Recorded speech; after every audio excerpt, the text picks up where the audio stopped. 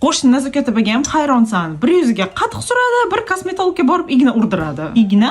Anu mayda-mayda ukolchalarni yuziga tiqib olar ekan, keyin yuzi tiniqlashar ekan. Shuni kremi ham bor. Rostdanmi? Ishlatganmisan?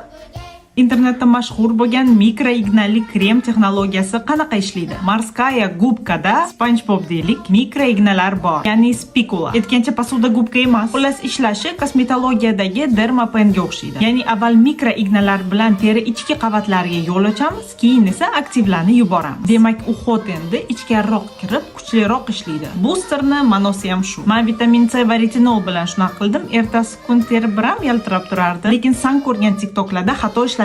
Birinchidan, bu doza haddan oshiq ko'p, ozgina ham yetadi. Ikkinchidan, yuz o'ta ta'sirchan bo'lsa, har kun ishlatish kerak emas. Hattoki eng kichkina konsentratsiyada ham. Bu yoqda endi chista teri reaksiyasiga qaraymiz. Shuncha narsa o'rgataman senga. Hech bo'lmasa telefonimga tashab qo'y.